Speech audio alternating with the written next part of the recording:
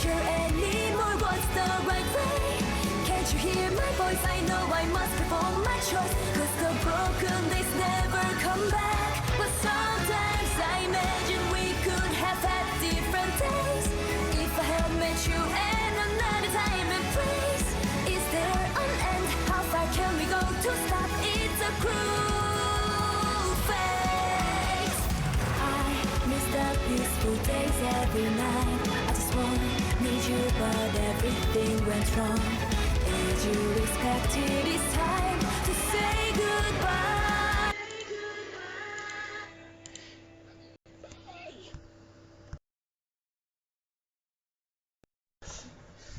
Comme d'hab, hein, la petite chose qui fait bugger. Et salut à tous, c'est Furieux. On se retrouve pour une nouvelle vidéo sur Senseiya Awakening KOTZ.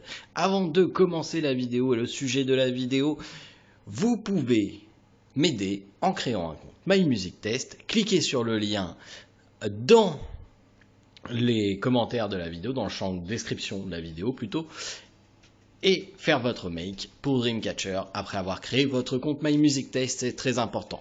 De plus, vous pouvez soutenir la chaîne en allant voir quelques pubs sur Utip, c'est totalement gratuit, donc n'hésitez pas. Je mettrai en place à partir de demain, donc le mois prochain, le mois de décembre, un défi sur Utip avec des récompenses à la clé si on atteint les différents paliers. Voilà, donc ça sera mis en place demain, donc commencez à prendre l'habitude, si vous ne le faites pas déjà, d'aller voir quelques pubs sur YouTube de temps à autre. Voilà. Alors, le sujet de la vidéo, comme le titre l'indique, ça va être simplement de voir les persos qui vont arriver sur la globale, raison pour laquelle je suis sur la SEA présentement, pour voir et se préparer à ce qui va arriver. Je vais également vous dire en 3 paliers différents au niveau des skill tomes, parce que je sais qu'il y a beaucoup de questions sur les skill tomes, donc voir à quelle étape le perso est ok, à quelle étape le perso est bon, et à quelle étape le perso est très très bon. Donc, on va commencer par un perso qui est déjà sorti sur la SEA, mais qui n'est pas encore très joué et qui est encore un petit peu sous-estimé pour moi. C'est Yogapog. Yogapog. Donc Yogapog, c'est un perso qui va être très fort en PVP, inutile en PVE. Donc voilà, si vous voulez faire du PVE, c'est clairement pas un perso à focus. Par contre, si vous faites du PVP, c'est un perso qu'il est intéressant de monter. Pour qu'il soit ok, donc pour qu'il soit jouable, entre guillemets, le perso est jouable en 1-1-1-1. Donc avec tous ses skills level 1, il est jouable. Il n'est pas top, mais il est jouable, sans souci. Si vous voulez qu'il soit bon, donc qu'il soit vraiment fort dans votre équipe et qu'il ait un impact réel sur une game, il faut qu'il soit en 1-3-3-1. Ça va vous permettre du coup d'avoir la grande crosse qui va affecter les adversaires et ça va réduire les chances, de Destiny Point. Donc en gros, je vous explique. Ça applique la crosse et ça illumine 2 Destiny Points que tu peux mettre jusqu'à 6. Quand un ennemi attaque, il y a 50% de probabilité que la grande crosse en emmène la cible sur elle. Et ça a 50% de chance de réduire un Destiny Point. Et si vous le passez à 3, il y a 60% de chance que la cible soit affectée par la grande crosse et il y a seulement 30% de probabilité que un des points soit enlevé.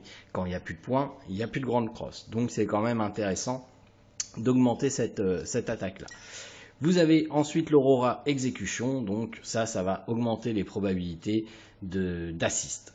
Voilà, donc honnêtement, c'est les deux spells à maxer. Maintenant, si vous voulez qu'il soit vraiment très très très fort, en 1-3-5-1, donc on augmente encore l'Aurora Execution, ou au mieux en 1-5-5-1, il va être vraiment top tier. Parce que du coup, vous allez avoir 70% de chance d'affecter avec la grande crosse et 10% de chance seulement d'enlever un Destiny Point. Donc vous aurez quasiment aucun Destiny Point d'enlever. Et vous allez faire énormément de dommages en assist avec l'Aurora Execution. Donc voilà, si vous voulez un yoga jouable en 1-1-1-1, il est jouable. Un très bon yoga en 1-3-3-1, Et un yoga top tier, c'est du 1-5-5-1. Voilà. Maintenant, on va passer à un perso qui, lui, n'est pas sorti sur la globale, et ça va être globalement des persos qui ne sont pas sortis sur la globale, le Seiya GC. Le Seiya GC, c'est un perso qui est très rapide, qui est très fort, mais en fait son attaque va le lancer dans les airs, et après le tour, il va retomber. Et si vous n'avez pas monté ses skills, il va rester plusieurs tours à ne rien foutre. Voilà, il va rester 3 tours à ne rien foutre. Donc, c'est pas jouable. En 1-1-1-1, Seiya GC n'est pas jouable. Pour qu'il soit OK, il faut qu'il soit en 1-4-4-1. Du coup, ça va réduire le temps d'action de 1. Au lieu d'avoir 3 tours, vous allez 1 round sans rien. Donc, il faut que cette attaque-là soit augmentée. Et en plus, il va faire plus de P dommages. Et là, tout simplement, ça va augmenter vos chances d'assist. Ça va faire 100% de chances d'assist 3 times. Donc 3 fois. Donc faut que ces deux skills-là soient augmentés pour que le Seiya GC soit jouable. Encore une fois, Seiya GC est un personnage principalement PVP. Vous allez le voir énormément en Légion Noire également. Quand il va sortir, vous allez voir que les équipes Seiya GC vont pleuvoir en Légion Noire. Donc préparez-vous. Préparez-vous à prendre des fessées si vous ne l'avez pas en Légion Noire, parce que ça va être un perso qui va être vraiment beaucoup présent en Légion Noire. Mais pour qu'il soit jouable, ça prend plusieurs skill tomes, parce qu'il faut 2 skills à 4. Ce qui veut dire que c'est 1 donc pour passer level 2, 2 pour passer level 3 et 3 pour passer level 4. Ça fait 6 skill tomes, ça fait 12 skill tomes pour qu'il soit jouable. Donc honnêtement, faites attention à ça. Si vous voulez qu'il soit dans le top, il faut qu'il soit en 1-4-4-3. En 1-4-4-3, vous allez augmenter les dommages. Vous allez augmenter les dommages, donc il va faire encore plus mal. Et si vous voulez qu'il soit opti, donc très fort, en 1-5-5-3, il est opti. Donc effectivement, qu'est-ce qu'on constate? Pour que le Seiya GC soit jouable, il faut dépenser 16 skill tomes, mais derrière, après, c'est pas tant que ça, parce qu'au final, ça vous en prend 3 autres pour qu'ils soient en top.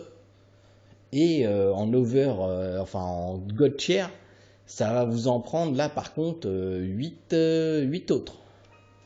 Donc au final, pour moins que ce que vous dépensez pour ce qu'il soit OK, il va être top tier, God tier.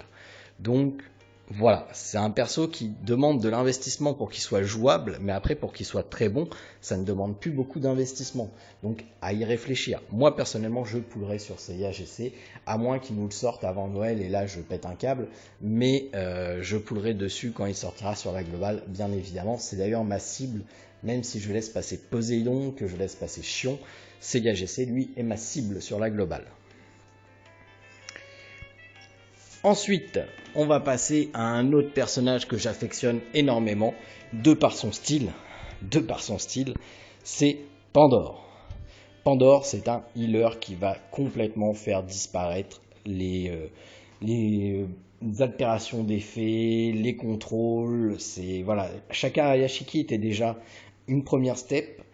Pandore, ça va venir clôturer le débat. C'est-à-dire que si vous avez des CC qui disparaissent ou des debuffs qui disparaissent, Pandore a heal à chaque fois que ça disparaît. Donc, c'est chaud. Pour que Pandore soit jouable, il faut qu'elle soit en 1-3-3. 1-1-3-3, excusez-moi. Donc ce skill-là à 1, ce skill-là à 1, et ce skill-là à 3, et ce skill-là à 3. Donc, c'est pas un gros investissement, Pandore, pour qu'elle soit jouable. 1-1-3-3, ça veut dire 6 skill tomes. C'est pas une très grosse dépense, et honnêtement, c'est un perso qui est très bon. Et cette fois-ci, c'est un perso qui peut être aussi bon en PvE qu'en PvP. Parce que en PvE, les mobs, ils choisissent pas de mettre des altérations ou quoi. Et elle heal très fort. Honnêtement, elle heal très fort. Donc, n'hésitez pas. C'est un perso qui coûte pas très cher en skill tome et qui est fort dans les deux modes. Si vous voulez qu'elle soit vraiment forte, il va falloir la passer en 1-1-4-5. Donc là encore, vous allez devoir par contre rajouter 3, 4, ça fait 7 skill tomes, plus 3 autres, ça fait 10 skill tomes pour qu'elle soit vraiment forte, pour qu'il y ait une différence flagrante entre juste jouable en 1-1, 3-3 et très fort, enfin forte en 1-1, 4-5. Si vous voulez encore la rendre supérieure en over heal, parce que vous allez voir que même son sort level 1 en heal, c'est assez suffisant, 300%. Mais si vous voulez la rendre encore plus forte, eh ben, il faudra la passer en 1, 5, 5, 5. Ça sera de l'overkill, ça sera vraiment une Pandore très forte. L'entre-deux, vous pouvez même le mettre à 3, le skill, ça suffira. Mais voilà, en 1, 5, 5, 5, elle sera vraiment au petit. En 1, 3, 5, 5, c'est déjà très très fort comme heal. Voilà, c'est vraiment... Vous avez vu Katia heal fort, bah Pandore c'est même pas comparable. Vous verrez, elle heal encore plus fort. Donc voilà, moi c'est un perso aussi que j'affectionne énormément parce que bah, c'est Pandore, son graphisme, j'adore Pandore. Donc forte chance que je me lâcherai dessus, clairement, parce que voilà, c'est Pandore et que j'ai pas pu le faire avant vu que la globale est sortie un petit peu avant Pandore. Le prochain perso dont on va parler, on en a déjà énormément parlé, c'est un monstre en PvE, c'est Rhadamant. Rhadamant, pour qu'il soit jouable, ça va être un perso qui va être principalement PvE, mais qui peut être aussi utilisé en PvP. Pour qu'il soit jouable, il faut qu'il soit en 1, 1, 2, 4. Donc ce skill-là à 2, ce skill-là à 4. Ce qui va permettre de ne pas avoir pendant 50 ans à charger, parce que là vous voyez, il va garder ça pendant 5 charges. Alors que si vous le passez en 2, on enlève déjà une charge. Donc c'est quand même assez intéressant de réduire les charges. Quand Teammate fait un critique, la Dragon Wing gagne une charge. Continuous critique grande une extra charge. Donc c'est à dire que sur un critique vous pouvez gagner 2 charges. Et vous attendez d'avoir 5 charges pour caster l'ultime vigilance. Donc vaut mieux avoir une charge en moins. Parce que comme ça en 2 critiques, si vous êtes chanceux, bah, vous avez le relâchement de l'ultimate vigilance. Donc là, le Roar of Gloom, ça va vous donner la chance de pouvoir lâcher l'ultimate vigilance sans avoir à charger. Donc du coup, ça va prendre en compte juste les dégâts. Parce que each pair of burning dragon wings has this % chance to generate 3 additional alert wave. When all 4 pairs of wings are burning, he enters flaming wings and generate 12 additional alert wave. Donc c'est quand même assez fort, hein. Ça va faire mal quand ça va relâcher. Mais il faut que ça se relâche. Et vous ne pouvez pas vous permettre d'attendre plusieurs tours pour que ça soit relâché. C'est pour ça que de réduire de 1, c'est déjà le mieux. Mais pour qu'il soit top, il faut le passer à 4. Et là, si vous le passez à 4, bah, il n'y a plus que 3 charges. Donc c'est quand même assez intéressant. Là, on gagne encore. Voilà, si jamais ça proc pas, bah vous avez ça qui va proquer au bout de 3 charges. Donc c'est quand même assez intéressant. Si vous voulez qu'il soit vraiment au top, ça bien sûr, il faudra le passer level 5. D'accord, donc en 1-1, 4-5, il va être très fort. Il faudra passer le Roar of Gloom en level 5. Et si vous voulez qu'il soit au-dessus encore, et bien à ce moment-là, il faudra bien évidemment augmenter l'Ultimate Vigilance pour faire le maximum de dommages et le passer en 1, 5, 4, 5. Donc ça sera là vraiment un Rhadamantis très très fort. Mais ça vous coûtera énormément de skill tome parce que ça fait 2 sorts à 5 et 1 sort à 4. Donc là on parle de énormément de skill tome parce qu'on parle de 4, 3, 7, 8, 9, 10, 20, 20 plus 1, ça fait 21, 23. On parle de 26 skill tome. Là, ça commence à faire. Donc c'est pour ça, si vous visez Rhadamant, qui est un très bon perso, attention, il va vous falloir beaucoup de skill tome. Donc préparez les skill tome parce qu'il va coûter très cher. Donc c'est un choix que vous avez à faire. Maintenant, on va parler d'un autre perso dont on parle souvent, Evil Saga. Evil Saga, pour qu'il soit jouable, il faut qu'il soit en 1-1-3-3. Donc, c'est-à-dire monter ce skill-là à 3 et monter ce skill-là à 3. À partir de ce moment-là, il sera jouable et donc vous pourrez l'utiliser majoritairement en PVP, on se cachera pas, et c'est un monstre en PVP. On avait déjà vu quelques matchs avec lui, c'est vraiment un gros monstre en PVP, mais il sera jouable qu'à partir de 1-1-3-3. Donc encore un personnage où il va falloir quelques skill tomes, ça fait que 6, c'est pas énorme, mais il va falloir quand même 6 skill tomes pour pouvoir le jouer. Attention, parce que je sais qu'il va y avoir des râleurs dans les commentaires. Vous pouvez jouer votre perso en 1-1-1-1, mais vous verrez qu'il fera pas grand chose. Donc voilà, quand je dis que vous pouvez jouer à partir de tel skill tome, c'est pour que le perso soit vraiment utile et qu'il ait un impact dans votre team. Maintenant, pour qu'il soit encore plus fort, là il va commencer encore à coûter très cher. Il va falloir le passer en 1-3-5-5. En 1-3-5-5, là, il va être très fort, il va être top et vous aurez un impact concret et véritable sur la team.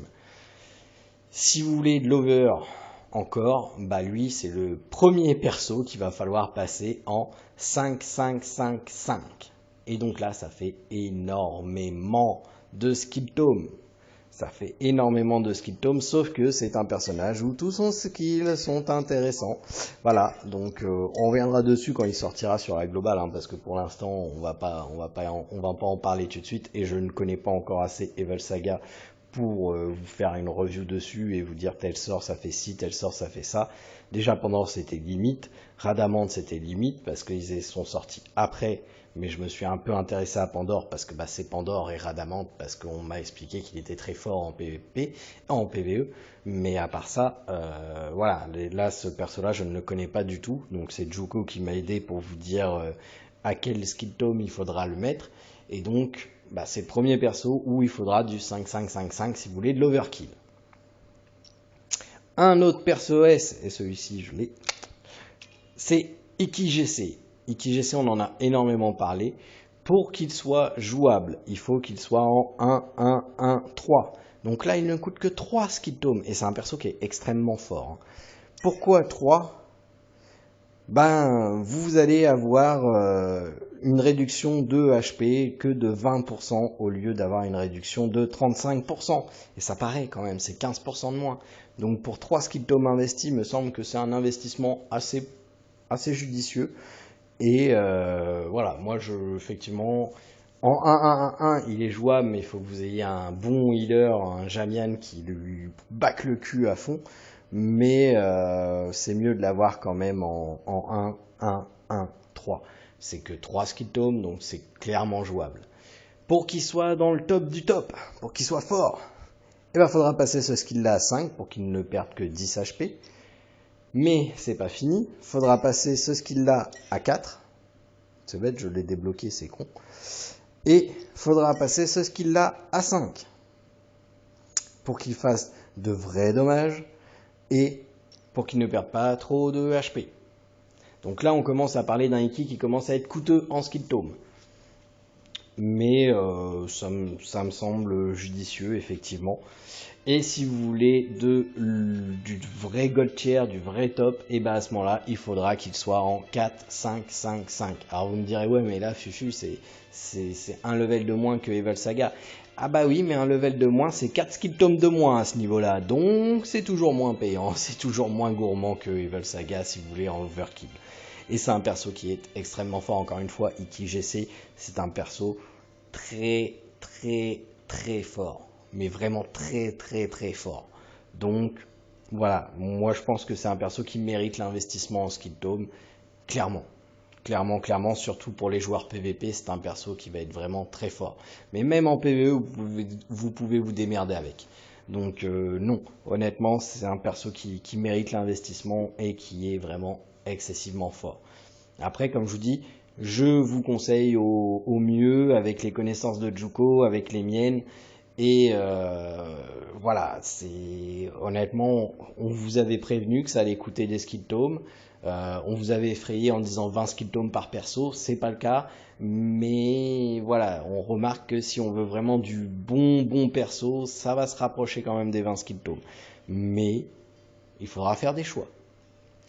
Et bien entendu, on termine l'arc Hades avec le Hades en lui-même, bien entendu. Et Hades en lui-même est jouable en 1-1-1-1. Attention, il ne sera pas super fort, mais il est jouable en 1-1-1-1. Si vous voulez qu'il soit vraiment bon, à ce moment-là, il faudra passer ce skill-là au level 3, ce skill-là au level 2, et ce skill-là au level 3. Hades, je ne l'ai pas joué moi-même, donc je ne me permettrai pas de dire pourquoi. Là, c'est Joko qui me dit qu'il faut passer ces skills-là, et j'ai tendance à le croire. Il a assez de connaissances dans le jeu pour le dire. Donc voilà, si vous voulez qu'il soit fort, il faut qu'il soit en 1, 3, 2, 3. Donc là encore, on parle de quand même, vu que c'est 2 skill tomes pour 1, on parle de 2 plus 4 ça fait 6, plus 2 ça fait 8, plus 4 ça fait 12, plus 2 ça fait 14. Donc il vous faudra 14 skill tomes bleus pour avoir un Hades fort. Si vous voulez de l'over très très fort, et ben il faudra passer son skill level 5, ce skill là level 4 et ce skill là level 5. Voilà, et après vous aurez un Hades au top. Voilà, donc c'est à peu près tout pour les persos qui vont sortir. Bien entendu, il y aura des changements par la suite, vu qu'il y aura du rework, enfin pas du rework, mais des évolutions d'armure, etc. Mais en tout cas, là, ça vous donne une bonne idée en ce qui concerne les persos à venir sur la SEA, et surtout, enfin sur la globale, qui sont déjà sortis sur la SEA, et surtout sur le nombre de skill tomes que ces derniers prennent.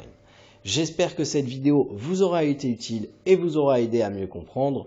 N'hésitez pas à réagir en champ commentaire, aller voir des pubs sur Utip et faire votre make. Sur ce, je vous souhaite la bonne nuit et je vous dis à demain pour une prochaine vidéo. Allez, salut tout le monde!